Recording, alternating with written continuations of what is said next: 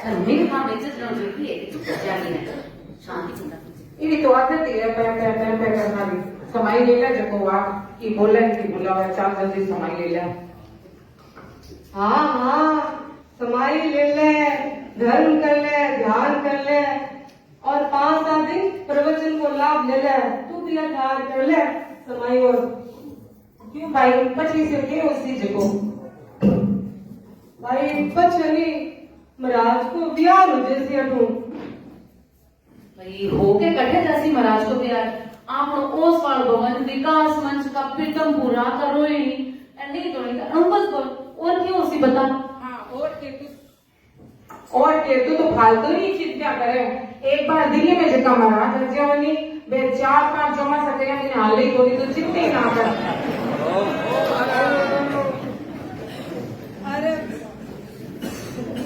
अरे मैं कल पन्ना भाई जी ने आनंद भाई जी ने बात करता सुनी हूँ कि महाराज के लिए गोचरी पानी की व्यवस्था करनी है, विहार की व्यवस्था करनी है।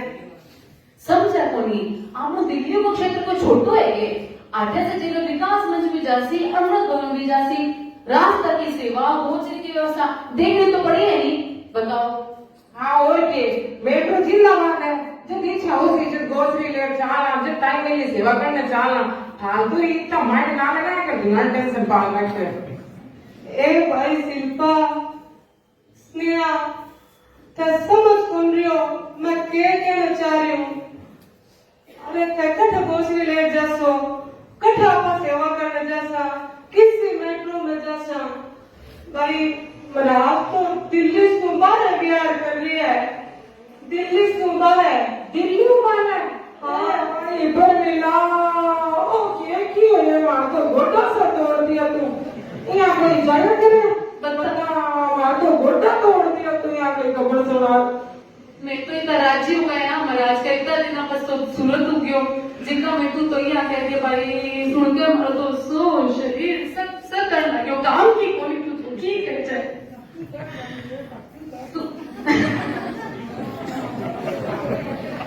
और मैं थाने गई कैसी शिल्पा शिल्पा चाल ले तू चाल ले ना मेरे तो काम आया सी मेरे तो घर को सारा काम तू साक्षी के काम वाले लगे चुप कोई बारात ना आ सकी कोई पूरा धर्म या ले सकी ना तू आप बता।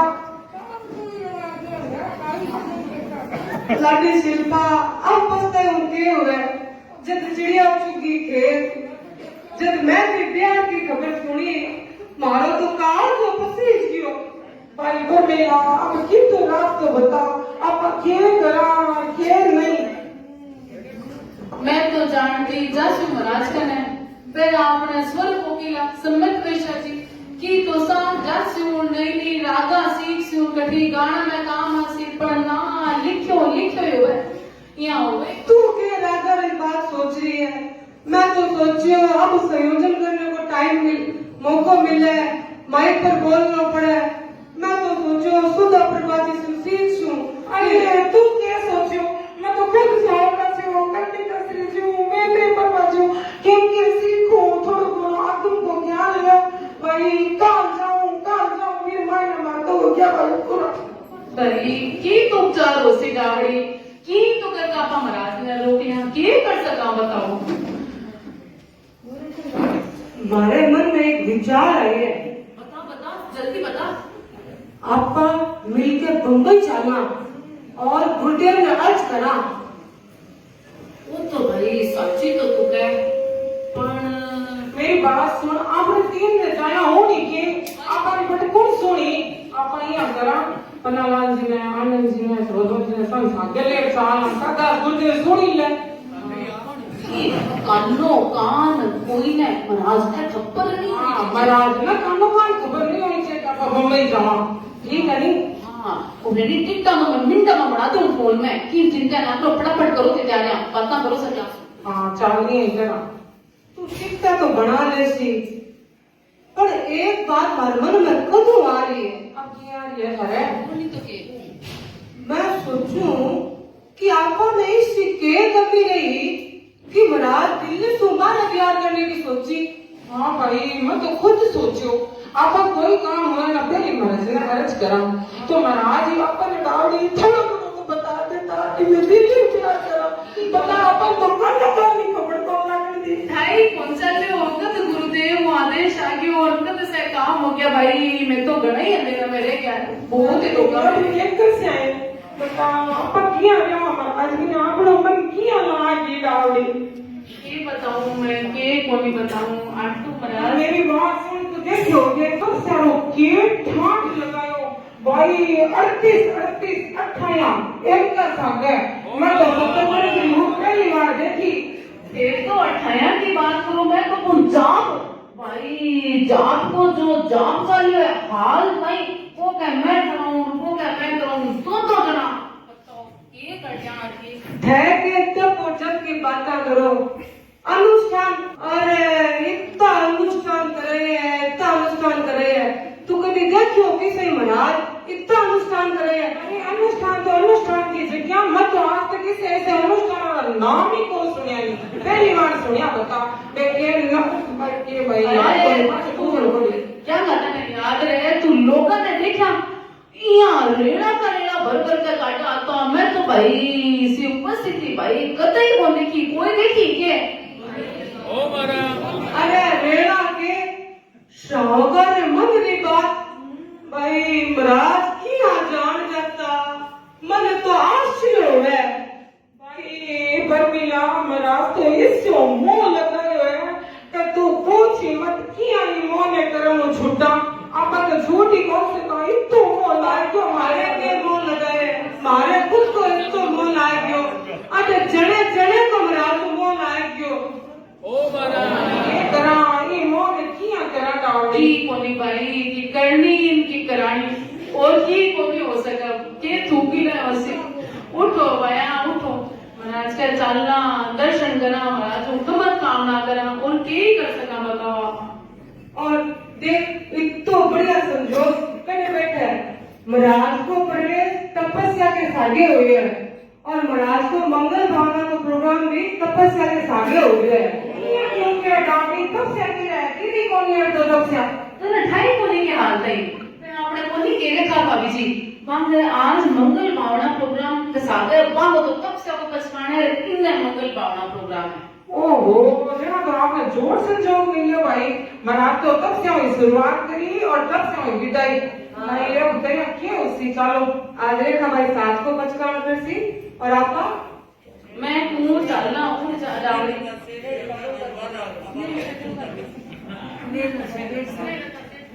सागर इसने लगा भाभी जी चौथा की तपस्या को भी करसी बचाओ मां तो ढाई को यो पे बिठा चलियो है अब चाल भाई शिल्पा उठ आगी ने चलना महाराज दर्शन कर लिया कमल कामना कर लिया ना ये भाई माउंटा को जाए करी कमत कामना करना फिर दो ही जा पियो और मास्टर को घणो सा महाराज कमत काम करे वो तो कौन जाओ भाई समझी को जाओ ना भाई यहाँ मत क्या शिल्पा मैं दो किया जासा एक काम करना अपन तीन सागर चलना और कमल कामना कर लिया चल भाई चल रहा हूँ क्या करूँ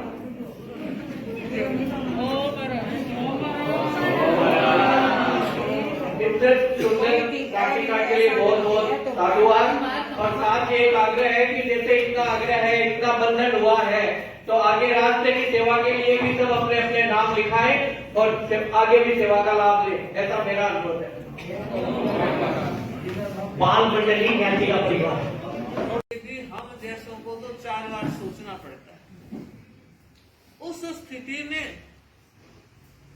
यूं तपस्याओं की झड़ी लगा देना बंधुओं और बहनों बताना चाहूंगी जिस समय श्री राम को ये ज्ञात हो गया था कि सीता का अपहरण हो चुका है अपनी तरफ से पूरी कोशिश करने के बाद भी जब अनुकूल अंजाम नहीं मिला तो कहते हैं एक संगोष्ठी आयोजित की गई जिस संगोष्ठी में यह तय करना था कि सीता मां का संवाद लंका से लेकर कौन आए लंका जाना सहज नहीं था विशाल समंदर को पार करना था पार कौन करेगा कहते हैं उस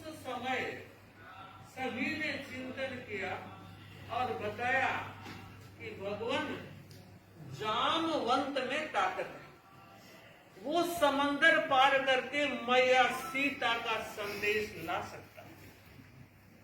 उस समय जामवंत ने कहा, प्रभु शक्ति तो है मगर काया उत्तर दे चुकी। अब वो शरीर की ताकत भी चाहिए जो आत्मा की ताकत को झेल सके।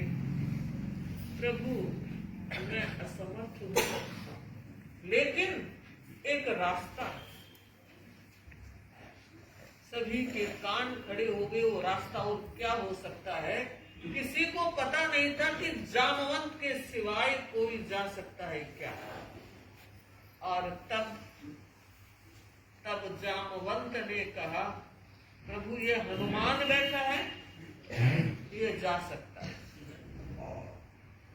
हनुमान में वो ताकत है जो हर चीज को संभव कर सकता है। आप कहीं भी कभी भी इसका उपयोग कर सकते हैं। और कहते हैं हनुमान ने जामवंत की तरफ देखा और उसे लगा कि जामवंत कोई बात कह रहा है, उसमें कोई तथ्य है, वास्तविकता है। और कहते हैं जामवंत ने हनुमान को निकट बुलाया और एक हुंकार के साथ वो सोई शक्ति जगा दी। और इतिहास साक्षी है कि उस समंदर को छलांग में पार करके हनुमान मैया सीख।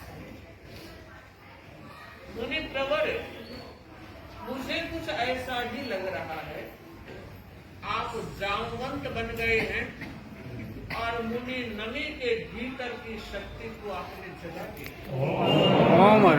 जागृत कर दिया है।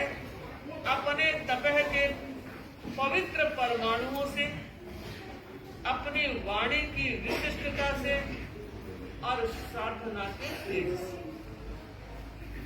मुनि नमी कुमार जी आज के युग में अनहोनी कर रहे हैं।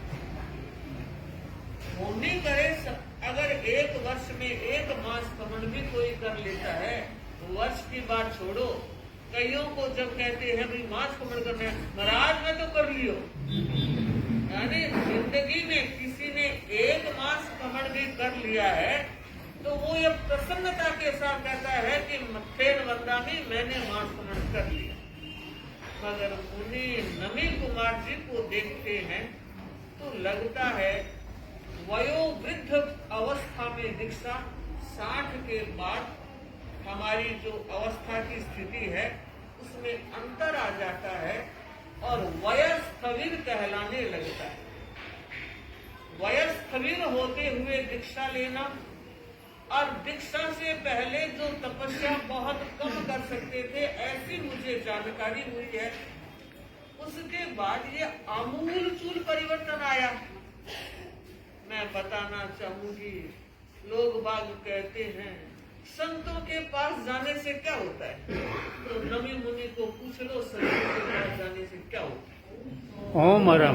कोई आकर देखो तो सही, समझो तो सही और जियो। देखना और समझना तो आप सब कर रहे हैं, और प्रणाम करते हैं मनुष्य की तपोमयी चेतना को, जिन्होंने अपने जीवन को त्याग तपमय बना लिया है। प्रणाम करती हूँ उग्र विहारी तपोमूर्ति मुनि प्रवर को कि जिन्होंने तप के कमल खिला दिए,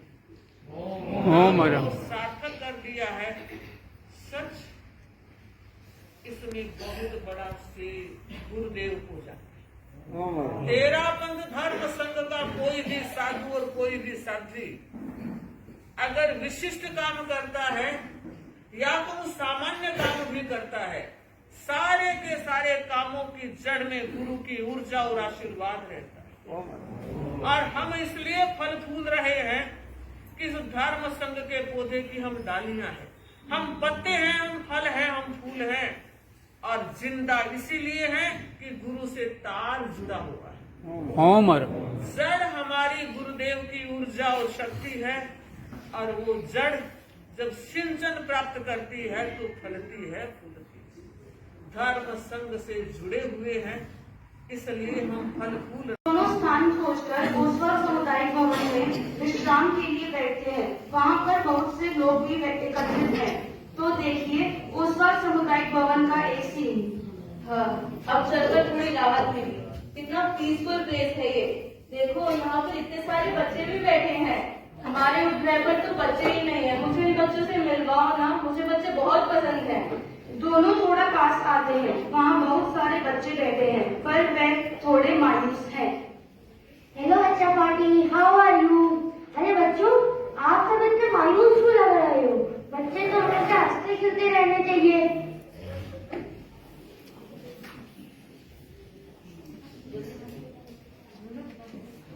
चलो हम सब आपको chocolate, ice cream, cake, toffees, toys और भी बहुत सारी चीजें दिलवाएंगे।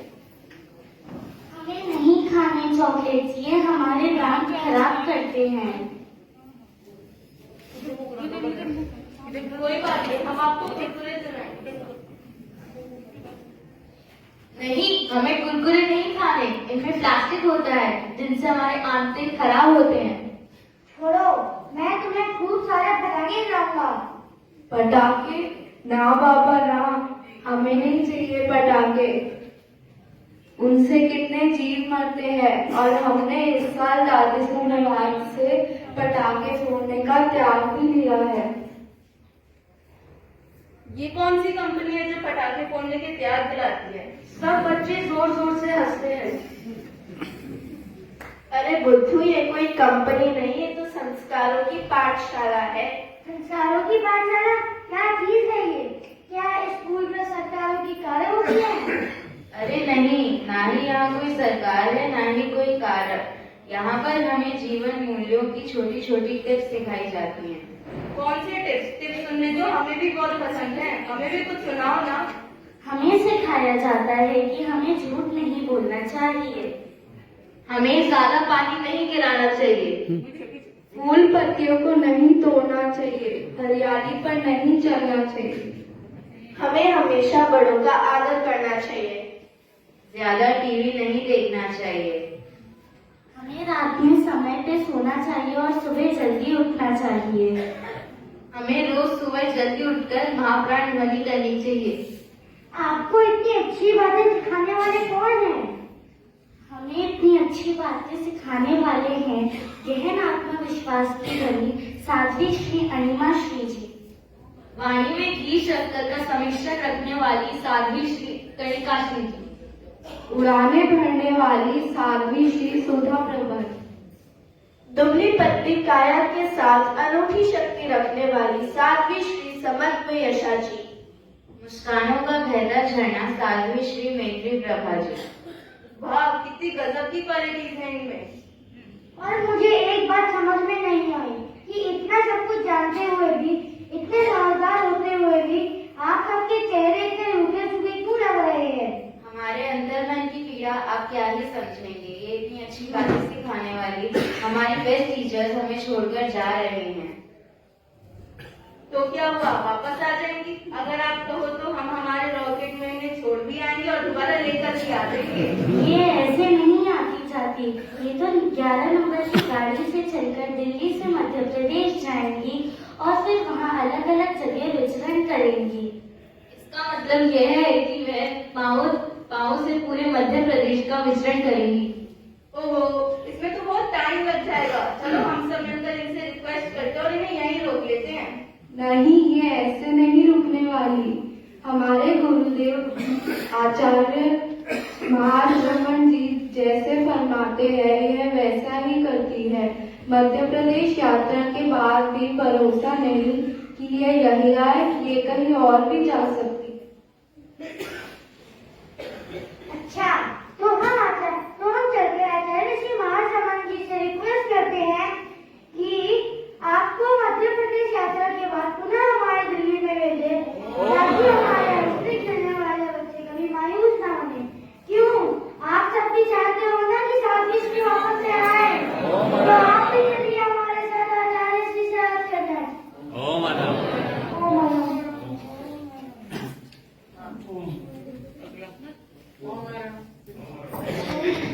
जैन साहित्य में हमारे धर्माचार्यों ने, जिनके हम आभारी हैं, ऋणी हैं,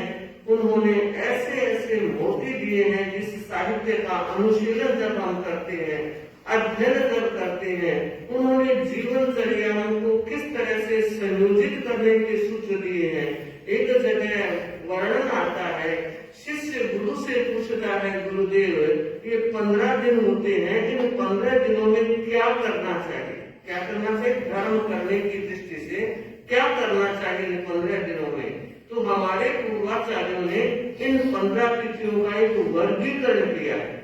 और आप जानते हैं, आपका और हमारा लक्ष्य है मोक्ष की प्राप्ति। और कोई लक्ष्य है? कोई हमारा भौतिक लक्ष्य नहीं। धर्म करने में प्योरली हम कर्म निर्जना, आत्मा की उज्ज्वलता और मोक्ष की प्राप्ति, ये ही हमारे लक्ष्य हैं और होने चाहिए। तो वहां आया है कि ये जो 15 तिथियां हैं और मोक्ष प्राप्ति का मूलभूत साधन माना है सम्यक ज्ञान दर्शन चारित्राणि मोक्ष मार्ग। ज्ञान दर्शन और चारित्र, ये 3 मोक्ष के मार्ग हैं। और इन तिथियों का निर्धारण हुआ है। ज्ञान की तिथियां दूज, पांचम और 11, और हर महीने में 2 आती है, तो ये 6 दिन ज्ञान के हैं। ज्ञान का कोई श्री वृद्धि में योगभूत बनने का प्रयास करना है, कोई शास्त्राभ्यास, कंठीकरण, शास्त्र स्वाध्याय आदि जो करना है, उसके लिए दूज, पांचम और 11 निर्धारित की है। चारित्र की साधना के लिए 8म, 14 अमावस और पूनम, ये 6 दिन चारित्र आराधना के है और बाकी दिन दर्शन की विशुद्धि के है। तो आप काउंट कर लेंगे, 3 तिथियों के 6 दिन ज्ञान आराधना के, 6 दिन चारित्र आराधना के, बाकी तिथियां दर्शन आराधना। अब मैं एक बात बताना चाहती हूँ अपनी तरफ से जोड़ करके कि ये तिथियां हैं, उनमें 3 मंत्रों का जप होना चाहिए। ज्ञान की तिथि के दिन उत्तर दिशा में नमो नारायण, इसकी एक माला कम से कम हो जानी चाहिए।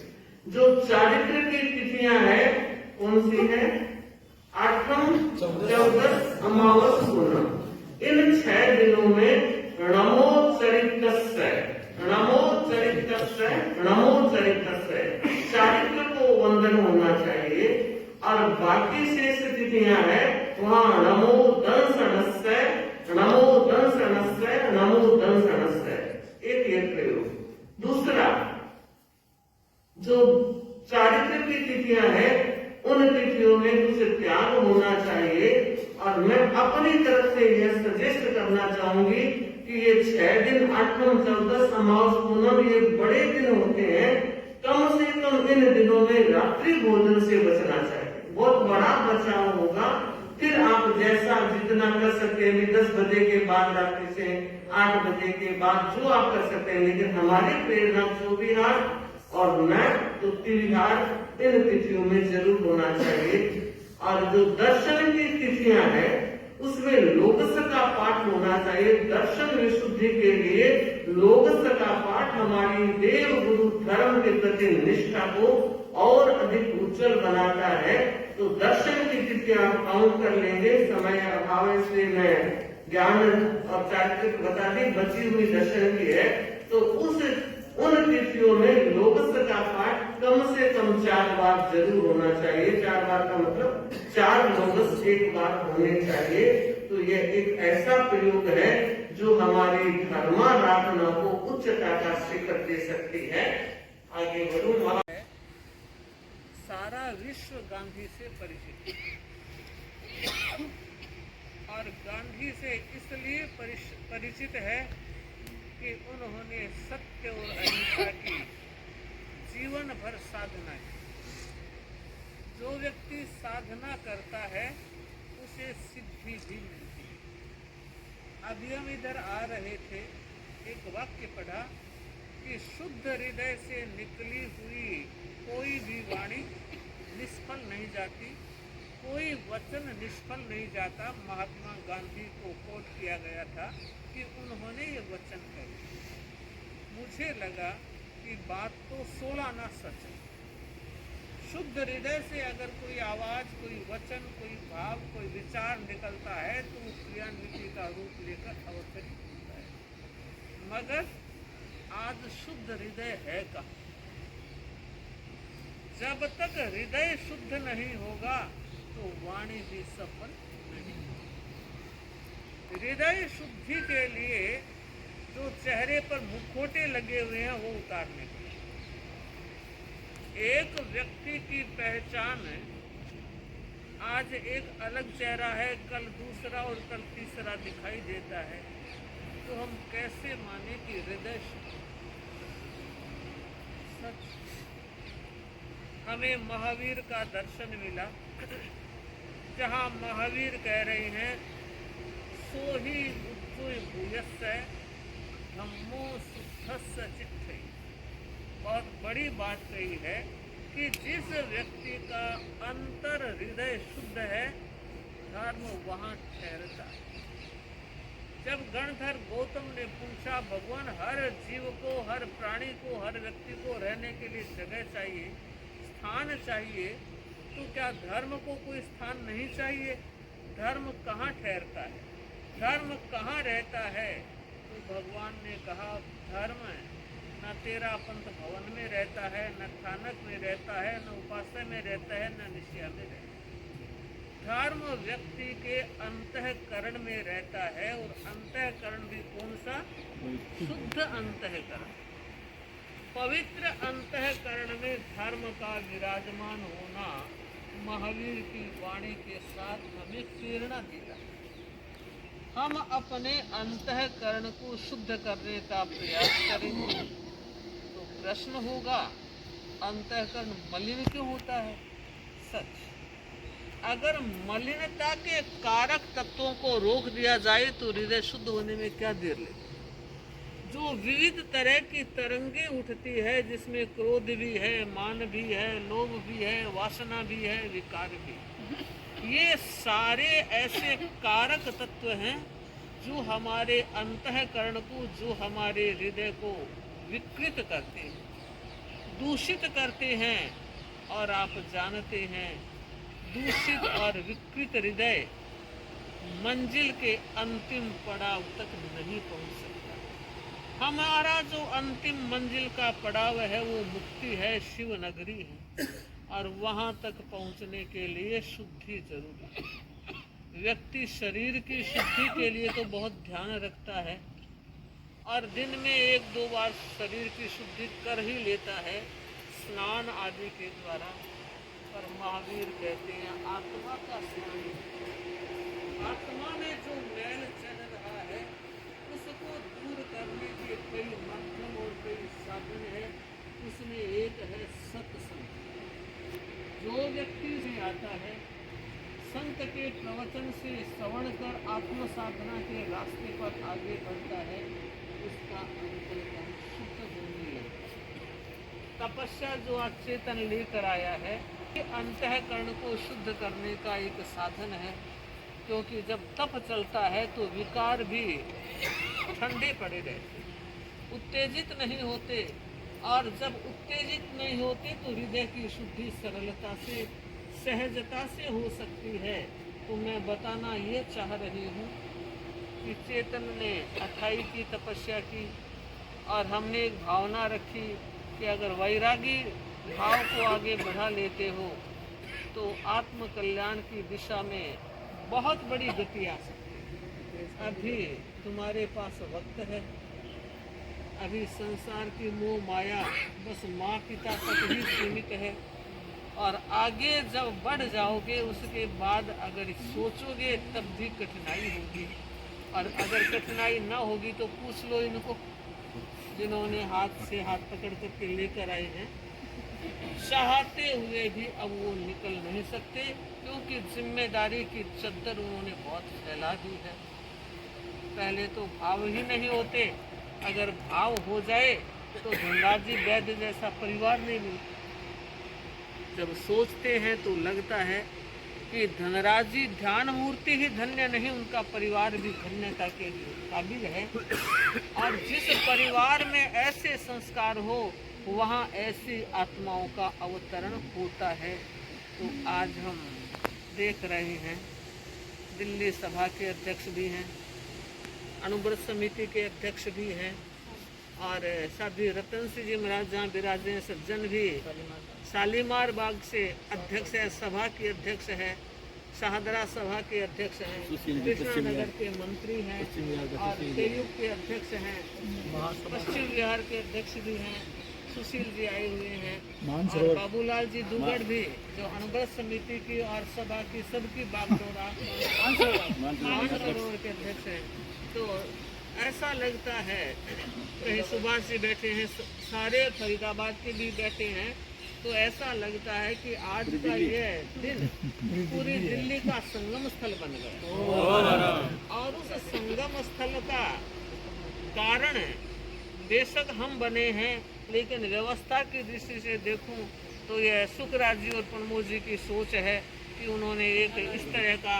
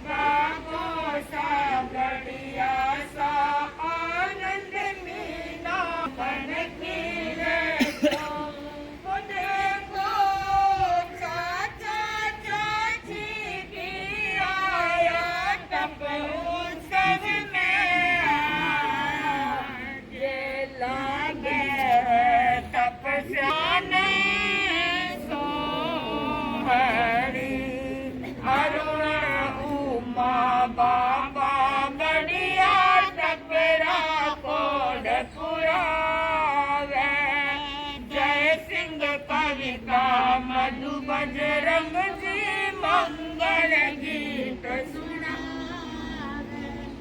देखो सोनू कवितारी तभी साता पूछे आज लागे तपस्या माने सोहरी सरोज बुआ राजकुमार जी तपने आज बढ़ावे सुमन सुरेंद्र बुआ कुपोसा तपरी महिमा गावे हो देखो नेहा और विनित रोहि वेड़ो हर सेविको रे लागे तपस्या माने सोहरी अब चेतन के लिए आह्वान करें।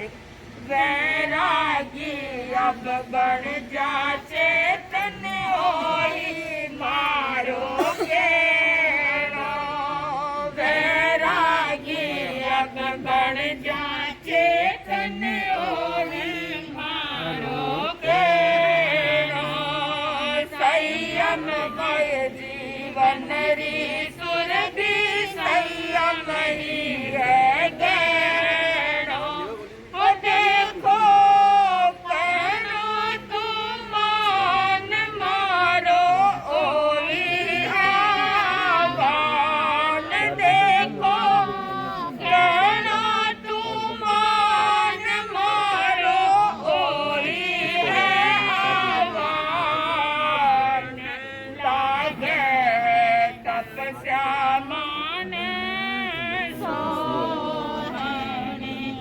राजघाट रही प्रांगण में टकरो गौरव गाला, दांडी दर्शन रे प्रांगण में टकरो गौरव गाला, तप जप में सब रमता रही जो ठान आज बतावा, हो देखो यमुना रे पार स्यू में आया दिल्ली आज, देखो यमुना रे पार स्यू में आया दिल्ली आज, लागे है तपस्या माने अब ये जो हमारा चतुर्मास श्रद्धेय साधु जी शाहदरा फरमाया था, शाहदरा तो हमें बाद में पता चला, लेकिन हमने तो दिल्ली माना था। हमारा चातुर्मास का है कोटा में फरमाया था दिल्ली की ओर बिहार की करे, और मर्यादा में तो शाहदरा नाम है, लेकिन हम शाहदरा को जानते नहीं थे, तो हम यही कहते थे चातुर्मास कहाँ है, दिल्ली है, तो शाहदरा दिल्ली हमारा चातुर्मास कैसा रहा।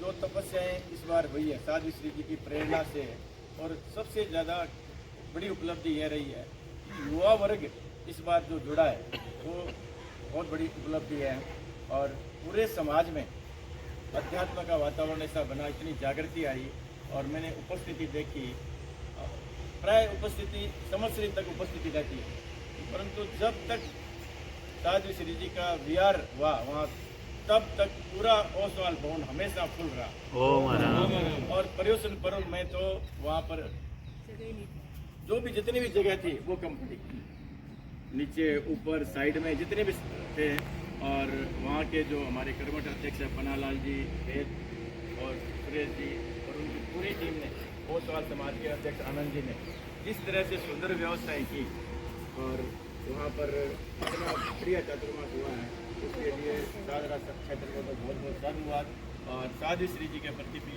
अनंत अनंत कृतज्ञता कि आपने इस चातुर्मास में जो यहाँ पर जागृति आई है, इसका पूरे दिल्ली में प्रभाव पड़ा है। दिल्ली में जहाँ जहाँ पर भी हमारे चातुर्मास साधु संतों के थे, वहाँ सब जगह ही इस बार विशेष रूप से जागृति रही है, और साधु श्री जी का अपना एक जो इनका व्यक्तित्व है, इनका कर्तृत्व है और इनका नेतृत्व है, जहाँ पर भी ये दिल्ली क्या 50 वर्ष संयम पर्याय के आपके हो रहे हैं, और 50 वर्षों के हो चुके हैं। साधु श्री जी का जमुना पार में प्रवेश भी तपस्या के साथ हुआ, और आज तो भी तपस्या सामने है। दिल्ली सभा का और सभी संघीय संस्थाओं का बहुत अच्छा सहयोग रहा, उसके लिए मैं बहुत बहुत आभार व्यक्त करता हूँ। कितना बोलना संयम पर्याय के 50 वर्ष पिछले वर्ष आपके हुए हैं, और पहली बार 50 वर्षों के पहली बार आप यहाँ पर पधारे हैं, और सबसे बड़ी मेरे लिए तो मेरे पर बहुत बड़ा उपकार है, बहुत बड़ा वात्सल्य है, और मेरे गांव के हैं, मेरी बहन महाराज है, और तीन एक ही परिवार से 3 बहनें दीक्षित हैं, और साध्वी मंगल प्रज्ञा जी जो वाइस चांसलर थे हमारे जैनिस्व भारती के, अभी उनका वो हैदराबाद में उनका चातुर्मास है। और जहाँ पर भी अणिमा श्री जी का एक छोटी सी बात मैं कहना चाहूँगा, एक बार मैंने सुना था कि जोधपुर या उदयपुर में हर रविवार को चारों जैन समाज का सामूहिक रूप से उदयपुर वहाँ पर कार्यक्रम वहाँ पर कार्यक्रम होते थे और सबसे ज्यादा आकर्षण होता था कि साध्वी अणिमा श्री जी का वक्तव्य। और एक बार तो एक आचार्य श्री ने अपने समय का विसर्जन किया, भी आज हम अणिमा श्री जी को सुनेंगे। तो आपका जो प्रभाव है और इसके साथ साथ में मंत्रों की जो साधना है वो आपकी अद्भुत है। और इस बार भी अनेक कार्यक्रम, बड़े बड़े कार्यक्रम यहाँ पर दिल्ली सरकार में, वहाँ पर विधानसभा में हुए, अनेक संगोष्ठियाँ वहाँ पर ऑडिटोरियम में हुई और अनेक कार्यक्रम सब जगह जैन एकता की दृष्टि से भी। और आचार्य श्री महाश्रमण जी का जो दीक्षा कल्याण का 50वें वर्ष संयम क्रिया का ये चल रहा है, उसका भी एक बड़ा कार्यक्रम साध्वी श्री जी के सानिध्य में हुआ। धनराज जी का जो दीक्षित हुए हैं उनका जो मंगल भावना का कार्यक्रम हुआ, ऐसे अनेक कार्यक्रम हुए। और कोई ऐसा दिन नहीं जिस दिन आपका कार्यक्रम, कोई कार्यक्रम नहीं हो। कार्यकर्ताओं की प्रेरणा की दृष्टि से इस तरह से सारा समाज का जुड़ाव हो, उस दृष्टि से अनेक कार्यक्रम हुए। इसके लिए पूरा जो दिल्ली का समाज है आपका कृतज्ञ रहेगा। और हमने गुरुदेव से निवेदन किया है और पूरे अपने तेरापंथ समाज के जब धनराज जी का दीक्षा महोत्सव था, मंगल भावना समारोह, सारा समाज खड़े होकर कन्हैयालाल जी ने, सब ने आपसे विनती की है कि अगला चतुर्मास आपको दिल्ली मिलना चाहिए। गुरुदेव को मैंने भी कहा, जो काम करने वाले सिंगाड़े हैं उनका कम से कम 2 चतुर्मास तो दिल्ली वासियों को मिलना चाहिए। अब सिर्फ साध्वी श्री जी थोड़ी सी अर्ज करवा दे तो हमारे को ये चतुर्मास मिल सकता है। 2 ही लाइन साध्वी श्री जी को भिजवानी है। तो हम लोग सभी पुनः एक बार आपसे निवेदन करते हैं कि जो एमपी की ओर जाना है वो तो बाद में भी हो जाएगा। ये भगवान महावीर का निर्वाण महोत्सव का वर्ष है और इसमें इस वर्ष यहाँ पर अनेक आचार्य यहाँ पर विराज रहे हैं। और जैन एकता की दृष्टि से पुनः एक बार आपसे विनम्र निवेदन कि आप दिल्ली वालों पर कृपा करवाएं, अगला चतुर्मास आपका हमें मिले। और उसके साथ साथ में प्रोफेसर रतन जी बैठे हैं, आज उनसे भी सुनेंगे। परसों 3 तारीख को जो भगवान महावीर 2550वां निर्वाण महोत्सव का एक शोभा यात्रा चारों जैन समाज के आचार्य, प्रवर्तक, साधु साध्वियाँ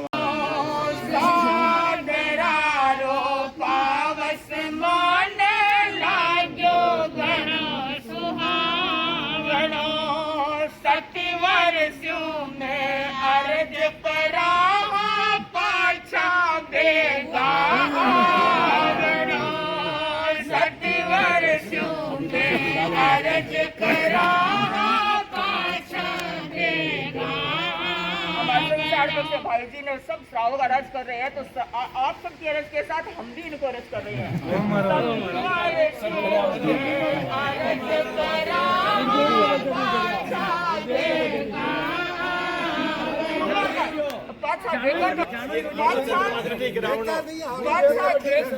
बादशाह देखा तो आना है, लेकिन क्यों आना है, कैसा लगा वो बता रहे। वो एक जमुना के उस पार है, अब जमुना के इस पार है। एक जमुना के पार कर दो। अर्ज करा बादशाह को मस करे हो, देखो घर मेरी गंगा बही आठे दिन रात, देखो घर मेरी गंगा बही आठे दिन रात, कप श्यामा ने सोहनी हो, देखो लाग है कर सदमाने सोहनी।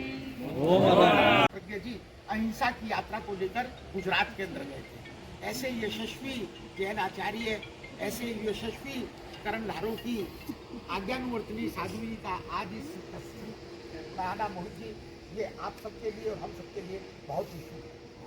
मुझे जो कहना है आपसे वो ये है कि भगवान महावीर के 25वें निर्वाण महोत्सव पर जैन समाज की एकता के सूत्र निर्धारित हुए थे। आज 2550वां निर्वाण महोत्सव मनाने का हमको अवसर मिल रहा है।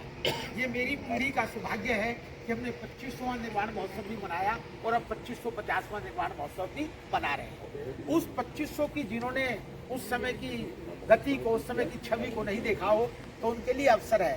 एक बार फिर मॉडल बस्ती फिल्मिस्तान से हमारे लगभग 125 जैन साधु साधवियां एक जुलूस का नेतृत्व करेंगे, जिसमें जैन समाज के चारों वर्गों के श्रावक होंगे। उस समय जुलूस को मुझे अच्छी तरह से याद है, किस तरह से आचार्य तुलसी जी, महाप्रज्ञ जी, मुनि सुशील कुमार जी, इन सब ने लेकर एक माहौल बनाया था। आज लगभग वैसा ही माहौल हमको बनाना है। और तेरापंथ समाज के हमारे जितनी बहनें हैं, जितने भाई हैं, जितने युवा मंडल हैं, जितने महिला मंडल हैं, सबसे निवेदन है कि आप अधिक से अधिक संख्या में 8:30 बजे मॉडल बस्ती में, और वहाँ से ये जुलूस जो है मॉडल बस्ती से पहाड़ी धीरज से खाड़ी बाउल से फतेहपुरी से टाउन हॉल से जैन स्थानक, चांदनी चौक, और वहाँ से फिर लाल मंदिर जी और लाल किला। ये इसका रूट है। तो आप अधिक से अधिक संख्या में पधारें, आपसे ये बारंबार प्रार्थना। जैसा कि प्रोफेसर धर्म सिंहासन अपनाना तप का चेतन है महान, किया है आत्मा का उत्थान, बैठ कर करके वायुयान, लैंड की भरी उड़ान, धीरे धीरे चढ़ता हूँ, कहता सबको सदा हूँ, धीरे धीरे चढ़ता हूँ, कहता सबको